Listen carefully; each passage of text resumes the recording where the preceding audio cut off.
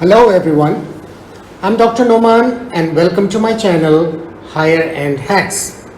Today we are going to discuss an important topic, which is recruitment and selection. Let's begin our discussions right away. As you know, the recruitment and selection in organizations is generally carried out by the HR department. Schools also have similar process.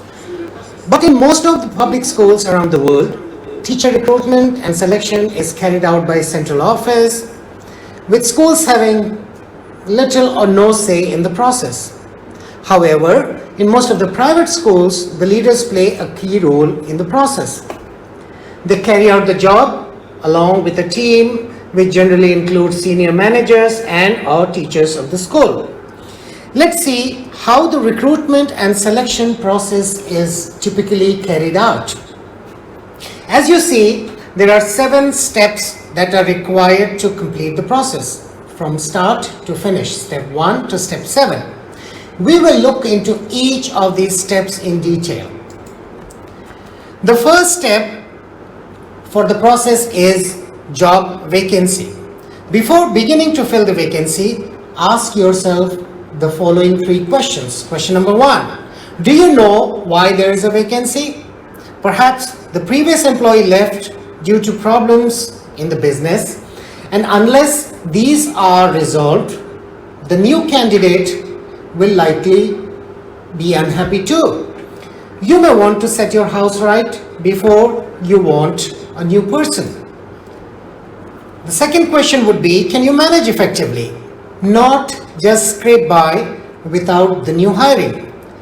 Can you do job redesign or get part-time worker among your options? And the third, is it possible to promote a junior member? Finding a replacement for a junior member will be easier, isn't it? By promoting from within, where possible, you reduce the risk associated with the recruitment, but also you let your existing employees see that there is a potential career path in your institution which might encourage them to stay longer with you. Once you have considered the above points and find that there is indeed a need for recruitment, you can then move to the next step. The second step is called job analysis. Job analysis helps you understand what qualification and experience is required by your institution from the candidate. Knowing what you want from the new employee is a fairly basic requirement. Basically, the purpose of analyzing the vacancy is to have a clear picture of job requirements and the type of person you wish to recruit. These are the things that you may want to consider during this step. What education or training qualification do you expect? What level of work experience you are looking for? What communication skills do they require? What overall personality are you looking for? Or anything that fits the job profile. Then we move on to the third step. The third step is attracting candidates. After a thorough job analysis, you must set about trying to attract suitable applicants for this position. Not only do you want to attract a good number of candidates for the interview, but perhaps more importantly, you wish to attract the right quality of candidates. In seeking to attract applicants, it is important to consider 2 sources. The first one is internal recruitment. Perhaps someone within your organization wants to apply for the position. There are a number of benefits in this. Reduced recruitment cost, employee knows the organization already, among other benefits. And the second is external recruitment. You want to attract quality applicants external to your institution. Advertise. You need to advertise at the right channels depending upon your target area. You may choose newspaper advertisement, mailers, social media, and any other avenue that is within your budget and will be seen by your prospective candidate. During step 4, You carry out a thorough screening of the applicants. Applications. You need to reject the ones that do not fulfill your criteria. Screening involves 3 steps. Step number 1, review resumes and cover letters. Reject those that do not meet your criteria. Step number 2, conduct a short telephonic screening and ask for clarifications if required. And the last, identify shortlisted candidates for the next step of the process. At the end of this, you will have a list of only shortlisted candidates from all the applications. Then we come to step number 5. Step number 5 is interviewing of shortlisted candidates. Conducting interview is a highly sophisticated process and you need to carry it out properly. Here are a few things that needs to be done to make it effective. You see, there are 8 steps. I will just go on quickly through all these steps. The committee should review application materials before the interview to know the candidate beforehand. The interviewer must be warm host.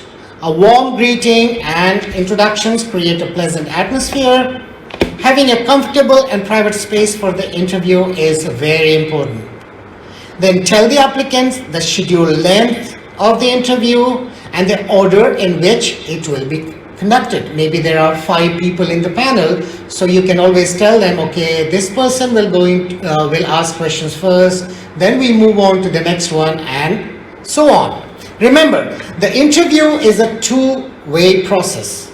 Provide sufficient facts, both favorable and unfavorable, about the position in a very straightforward manner, so that the applicant can make a factual and thorough decision.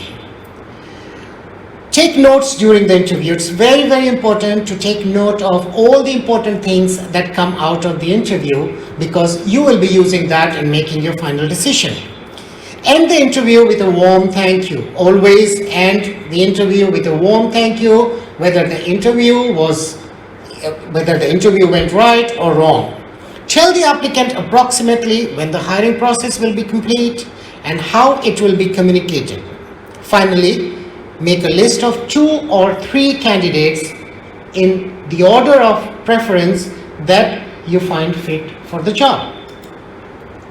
Then we come to the 6th step. The step 6 is selection and appointment of the right candidate. Let's look into these 2 steps separately. Selection. Discuss your scores with the committee members. It's very important to compare notes. Your final decision should be to appoint the candidate who has scored highest overall score. You should also agree a second and possibly third choice candidate, just in case the first one declines or the second one declines, so you don't have to start the process all over again. Decisions must be fair, objective, and transparent. Decisions must not be made on the basis of snap judgment, prejudice, personalities rather than abilities, and so on. And then we come to appointment. Every company will have its own procedure for appointing successful candidates, and clearly you will follow your own approach. The procedure will generally involve verbal offer of appointments made, medical completed, letter of appointment sent, joining date decided, contract signed, and so on. Not necessarily in that order. And then finally, we come to induction and orientation. These are the 2 programs designed to provide new employees with the information they require to function comfortably and efficiently in the organization. As the program takes place in the initial days when the new hiree has just joined the organization, it is quite hard for people to differentiate the 2. However, there exists a fine line of difference between these 2. Induction is a short-term process to welcome newcomer to the organization to make them ready for their job, while orientation takes longer and involves assimilation of new joinee into the organization, providing with basic information about the company, answering questions, and gradually easing them into the job. We can discuss the difference between induction and orientation in detail in some other video. That's all in this video. Hope you enjoy.